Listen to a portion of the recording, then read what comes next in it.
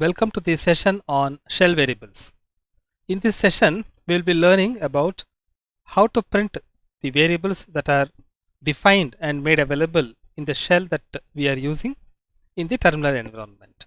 Why do we need to know about the shell variables? Usually, it is possible to communicate between two processes for tiny bits of information very efficiently using shell variables. It does not require you to write or read file system, which could be intensive in terms of the operations, and often there are also security concerns that some information that you write to the file system may be visible to certain other processes which are able to read the file system. Shell variables are available only within the shell or its child processes if you enabled the export option, and thereby the information that is stored in shell variables is fairly private to the shell. Shell variables are also a means by which you could store information as an intermediate form for you to process further. Certain processes such as commercial software that expect the license server or the port number on which the license is available and so on may be looking for certain shell variables to have that information, and therefore even when you do not use the terminal environment very extensively, it may be necessary for you to know about the shell variables.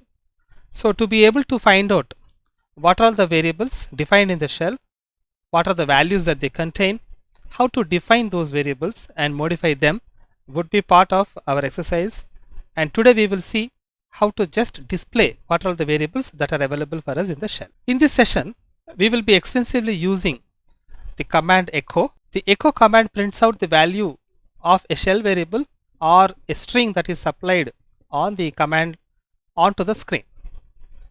For example, as you can see, you could print hello world using a single line like echo hello world, and you would see that the string hello world will come onto the screen. You could also print the values of certain variables that are there in the shell environment by using the echo command, and we would notice that there is a convention to store the names of variables in the shell. Every shell variable will start with a $.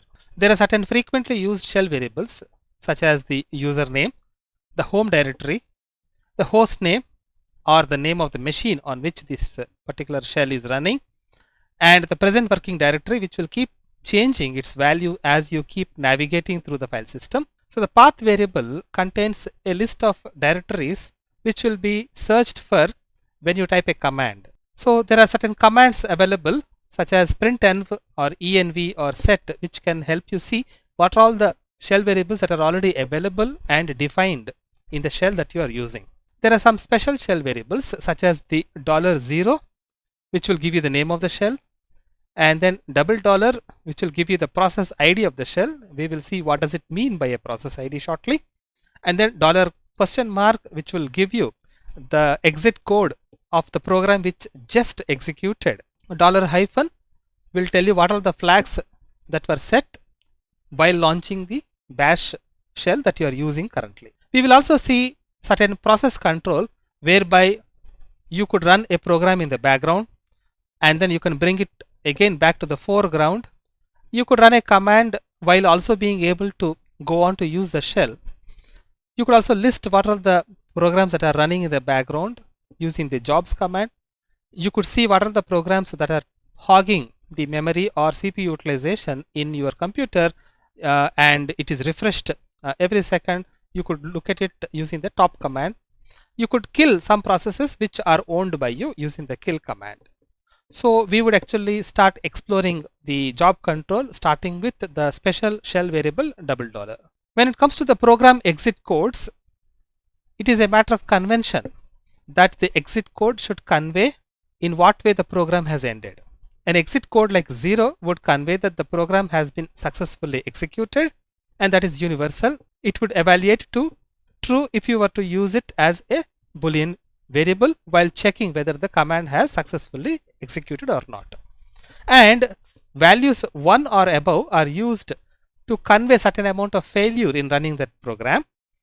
The value of 1 as a written code would mean that the command has failed, and whatever is the reason would be displayed on the screen. An exit code like 2 would also mean failure, but for slightly different reasons. Sometimes for misuse of shell bulletin, or perhaps when the permissions are not adequate. The written code of 126 is used when the command could not be executed, perhaps because it is not an executable.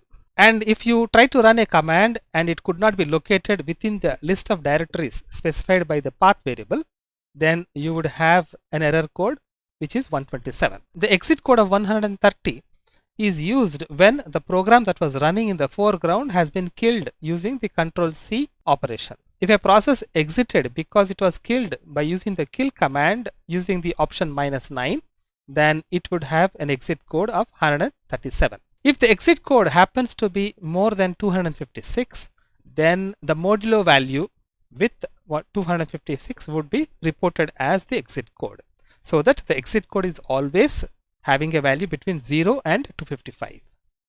We will explore each of these exit codes by running appropriate commands to ensure such an exit code will be reported, and thereby you will understand how the written codes are coming up. When a shell is launched, it would be launched with certain options that are already set, and some of these options are like the option H, which is to locate and hash or memorize the commands that are being executed. The option capital B to enable what is called the brace expansion. We will see a demonstration of that. The small letter I to indicate that it is in an interactive mode. The small letter M to indicate that the job control has been enabled, that is, the jobs can be taken to foreground or background, etc. The option capital H is to enable the history operations such that using the bang or asterisk and then a numerical value, you could actually repeat the command that was executed slightly in the past. The option small s would be used when the commands are supposed to be read from the standard input. By that, what we mean is when we type using the keyboard. The option small c is used when the commands to be executed are to be read from the argument passed on to the bash beyond what is given as options. We will use these options to understand the output of $- special variable. Let us get started with the shell variables. As we have seen, echo is the command. So let us see what type of a command that is. So I will type man echo to know more about that, and you see that the man page says that echo command is to display a line of text. Okay, and so let us try that out. So we would say hello world, and you would see that the string has been reproduced. Now I would type hello world with multiple spaces in between, and you would see that you still get only one space, which means that the echo command is looking at what is supplied as an argument and picking up words from there and using a single space as a delimiter and then displaying them on the screen. Now if you want to actually have more spaces, then you would have to enclose the string in quotes.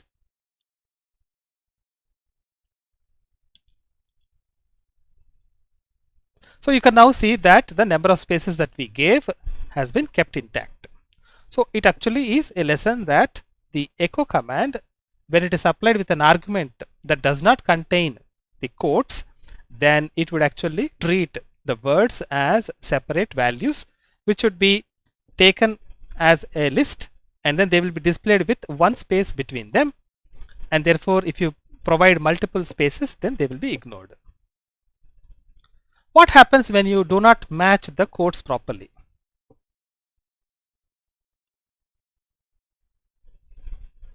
So you would see that you are being prompted with a different prompt string, which is just a right angle bracket. It means that the shell is now expecting you to finish the command with the matching double quote, and until that point it would actually keep asking you. So I would actually ask, now I can actually give some more input, and it would keep asking that.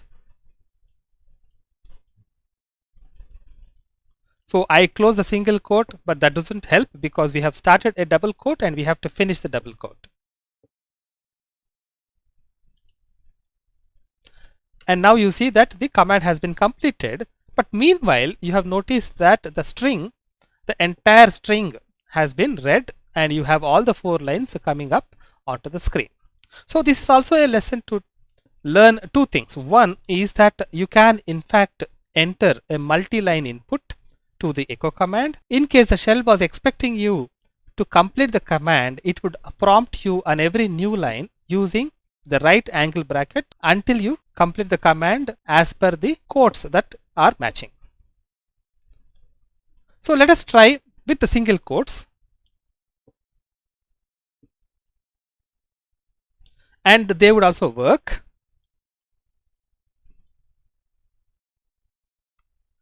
And here now the matching quotations required are single quotes.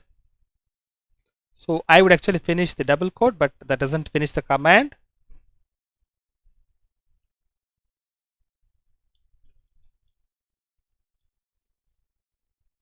So now you see that the single quote, when it is given, the command is completed, and therefore you now have all the three lines being displayed.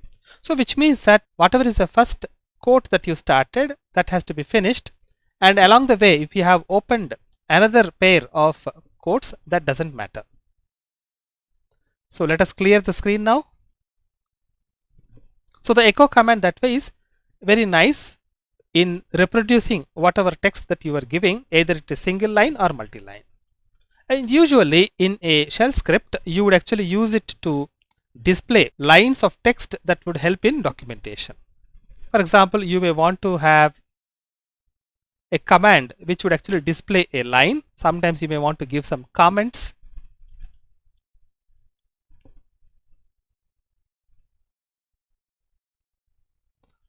And sometimes you just need to display a plain text.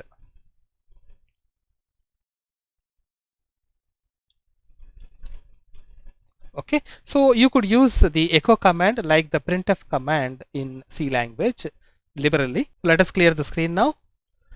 Now you can use the echo command to also display values of shell variables. And as we mentioned earlier, every shell variable starts with the dollar symbol. So the very first variable would be to display the username, the user who is logged on.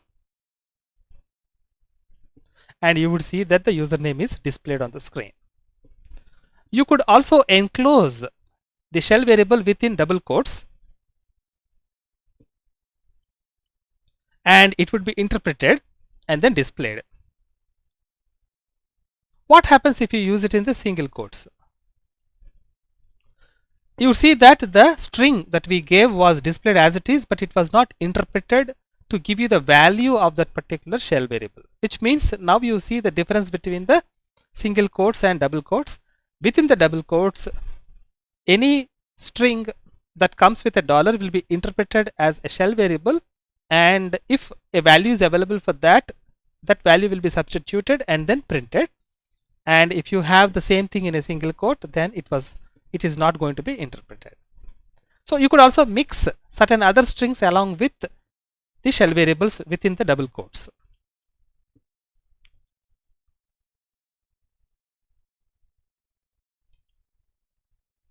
So now you can see that we are trying to print a string followed by a value of the shell variable username, and it comes out quite. So there are many more such useful shell variables. Let us look at each of those. So $user is also the same as the username. $home is the home directory. Let us look at the value of the shell variable pwd. So it would have the value of the present working directory. So if you type the command pwd in small letters, it would have the same value, and you could now change the directory and test it out. So I go to, let us say, user bin, and I will check. Okay, so you see that the value of the shell variable pwd and the output of the command pwd in small letters is the same, and it would be the present working directory, and you can navigate within the file system hierarchy and you can try it out at any location, and it would be the current location that currently the command execution is being performed. You could always inquire the name of the machine using the host name shell variable, and that would be the name of the machine as given in a file called etc hostname. Okay, and it would be a static file if the configuration was like that, and it can also be made dynamic if you had the network settings so configured. Now let us say we want to print a string where we would like some of the variables to be interpreted but not certain others, which means that you do not have a choice to pick the single quotes or double quotes. You need the double quotes because you want some of the variables to be interpreted, but you want some of the variables to be escaped. So let us see what we mean by that.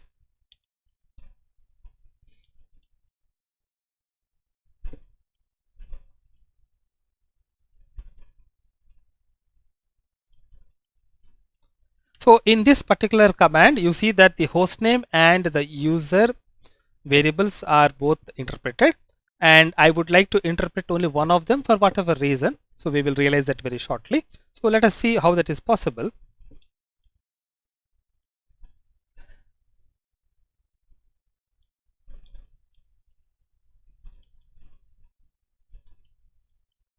Now you see the difference. In the second command, we have used a backslash, which meant that the dollar symbol is then not interpreted as the first character of a variable, and therefore so that the entire word is then not interpreted as a shell variable and is displayed as it is, whereas the other variable did not have the escape sequence of backslash, and therefore it will be interpreted and the value of that particular shell variable is displayed. So you can now see that you can have a possibility to escape the interpretation. Now why is it useful? This is useful when you want to pass on the string to a child shell, but you want the interpretation not to be done by the shell that is launching that particular command. Now you may be curious to know how many shell variables have been defined in the shell that you are running. So let us go ahead and look at them. Printenv would actually list a whole bunch of shell variables, and I am scrolling with my mouse, and you can see that each of these lines have an equal to sign separating the name of the variable and the value, and you could see that there are a lot of them, and we will learn about these as we get ourselves familiarized with the operating system as well as the command line environment. Now you can get the same listing also using the command env. Okay, there is the same listing that you are having, and you could also get the list of variables set using the command set. Okay, and using the command set, you would also see certain functions that have been defined to interpret what you are typing on the command line, apart from, of course, the shell variables that have been defined. The output is quite long, so you may have to scroll quite a bit before you come to see the list of variables that were defined. So now you see that there are a bunch of variables that have been defined, and they are being listed by the output of set command. Let us look at the help man page on printenv command, and it says that you could print all or part of the environment. What do we mean by the part of the environment? You could do like this: print env, and let us say you give the name of the variable without the dollar symbol, and it would give you the value of that particular variable. You could also do that with anything else that has been defined. Now let us look at how we can escape the aliasing. Just the way we have escaped the dollar interpretation, you could also escape an aliasing. So we will try that using the date command. So we have tried that date command in the past, and we have also seen that date command can take an option of capital R to print the date in the format usually used in the email communications. So let us say I want to alias the second way of displaying the date for the default behavior. So I would do that by typing an alias date is equal to and date minus R. Okay, so I can then check what is the alias for the date, and it will tell in what way the date has been aliased. And now if you type the date command, the output would be as if the option minus R has been given. So you could now see the difference here. So the date command output here and the date command output here. So that difference is coming because the alias is now active. Okay, so this date command, you could actually ask where is it, and it is in user bin date. So you could actually execute it directly using the absolute path. So I could type like this, and you would see that the output is without the alias, namely the default format that was defined for the date command. And you could also navigate to the folder where this particular command is located, and you can execute it from there also. So I would go there, go to /user bin, and I am giving the relative path of the date command. Dot is for the current directory, so ./date is the name of the file that is going to be executed, and you would see that it executes the same way as if you type the date command without anything before it. Now you can now let us say I want to type the date command, but I would like to escape the alias that I have kept. So for that you can actually use the same backslash the way we have escaped the dollar symbol in the previous example. So if you do that, then the aliases are all escaped and you would run the command with its default behavior. So what we have learned is that there are multiple ways of executing commands. You can execute a command by going to the location where it is placed and using the relative path for that particular file. You could execute it directly by typing the name of that command wherever you are in the file system. You can be in the user bin, or for example you can be in the home directory just typing it out, or you could also type it with a backslash in front to indicate that you do not want to use the alias. Now when you type a command, how does the shell find out where is it? Now this is actually obtained by looking at the path variable. So there is a variable called path. So this path variable contains a list of directories. Here you can see that the very first directory is user local sbin. Okay, after that it is user local bin, and then it is user sbin, and then user bin, and then /sbin, and then /bin, and so on. Which means that when I type a command, shell would look up each of these directories in the sequence from left to right to identify where is it, which directory contains that particular executable, and then execute it from there. Now let us look at the special shell variables that we have mentioned. The first of them is the $0. So if you see, the output of $0 is the shell name that is currently running that particular command. Now we can test it out by launching certain other shell which may be present in the particular operating system and trying out the same thing. So I would like to now launch, let us say, a K shell. So if it was available, it would open up, and it has opened up, and I would echo $0, and it says that it is a K shell that is running. I come out of it using exit command. The next special shell variable that we were discussing is the $, and the $, basically gives a number on the screen which is the process ID. What it means is that that is a number given for the process called the bash that is currently running and interpreting the commands that we are giving. So how to know what are the processes that are running? It is a ps command that will help you to know that. So let us look at the man page of the ps command. So ps command says that it would report a snapshot of the current running processes. It says snapshot because the processes keep changing. New processes get launched. Certain old processes would finish and close. So ps command can tell you what are the processes that are running right now. And if you see here, it is running two commands, bash as well as the ps command, which is what we have just now run. And you could actually see the output of the ps command very nicely to know which process has launched which child process by using the option $forest. So it would actually display these two characters to indicate which shell or which process has launched which other process.